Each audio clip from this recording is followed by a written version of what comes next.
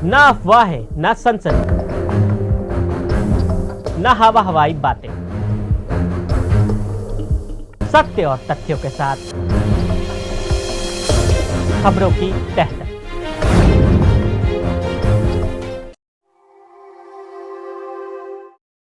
Israel के कौन दोस्त कौन दुश्मन, भारत का स्टैंड क्या? इजराइल और हमास में ज्यादातर ताकतवर देश इजराइल के साथ हैं। आज भले ही अमेरिका ने फौरी तौर पर इजराइल को राफा संघर्ष की वजह से हथियारों की खेप देने से मना कर दिया हो, लेकिन इतिहास में अमेरिका ने खुलकर इजराइल का समर्थन किया है।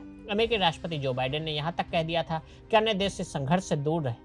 ब्रिटेन का भी रुख कमोवेश अमेरिका जैसा रहा। ब्रिटिश पीएम सुनक ने अमेरिकी राष्ट्रपति जो बाइडेन, फ्रांस के राष्ट्रपति इमैनुअल मैक्रो, जर्मनी के चांसलर ओलाफ सोलेंज और इटली की प्रधानमंत्री जॉर्जिया मेलोनी के साथ अपने संयुक्त बयान में इजराइल के लिए दृढ़ता और एकजुटता के साथ समर्थन जाहिर किया। उन्होंने आतंकवादी हरकतों के लिए हमास की कोई औचित्य नहीं है और इसकी हर तरह से निंदा की जानी चाहिए, जैसे बयान भी दिए। बयान में कहा गया कि हमारे देश इस तरह के अत्याचारों के खिलाफ अपनी और अपने लोगों की रक्षा के प्रयासों में इजराइल का समर्थन करेंगे। हम इस बात पर भी जोर देते हैं कि इजराइल के प्रति शत्रुता का भाव रखने वाले किसी भी संगठन के लिए यह समय इन हमलों का लाभ उठाने का नहीं है। इन 5 नेताओं ने कहा कि फिलिस्तीन लोगों का वैध आकांक्षाओं को मान्यता देते हैं, इजराइल और फिलिस्तीनियों के साथ न्याय और स्वतंत्रता के समान उपायों का समर्थन करते हैं, लेकिन हमास फिलिस्तीन लोगों की इन आकांक्षाओं का प्रतिनिधित्व नहीं करती। फिलिस्तीन के समर्थन में पाकिस्तान समेत सारे मुस्लिम देश Iran, Qatar, Kuwait, Lebanon, Yemen, Iraq और सीरिया पूरी तरह से फिलिस्तीन के साथ हैं। पिछले दिनों इजराइल से संबंध सुधारने की दिशा में काम कर रहे सऊदी अरब ने भी इजराइल को चेतावनी दे डाली। ईरान के विदेश मंत्रालय ने हमास के हमले को फिलिस्तीनियों का सेल्फ डिफेंस एक्ट बताया था। ईरानी विदेश मंत्रालय के प्रवक्ता ने कहा था कि यह ऑपरेशन सत्ता हथियाने वाले शासन के चरमपंथियों के प्रति फिलिस्तीनियों की स्वाभाविक प्रतिक्रिया थी।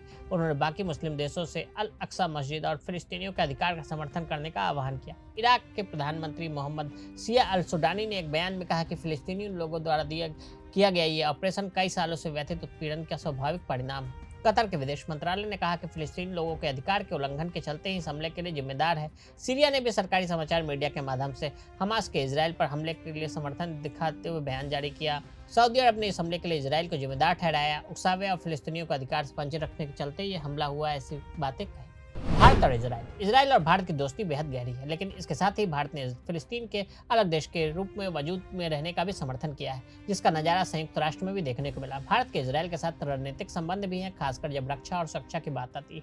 नई दिल्ली देश से सैन्य उपकरण का शीर्ष खरीदार है। इजराइल ने गोला बारूद प्रदान करके कारगिल युद्ध में भारत का समर्थन किया था। भारत इजराइल व्यापार संबंध मजबूत हुए और व्यापार लगभग 7.5 बिलियन डॉलर का है। भारत और इजराइल दोनों ही आतंकवाद के बारे में समान चिंताएं हैं, जिन्हें 26/11 के हमले के दौरान बड़ा नुकसान उठाना पड़ा था। अगर आप भी लेना चाहते हैं देश दुनिया की तमाम जानकारी, तो आज ही सब्सक्राइब करें हमारे चैनल को। साथ ही नीचे दिए बेल आइकन को जरूर दबाएं ताकि हर अपडेट आप तक पहुंच सके।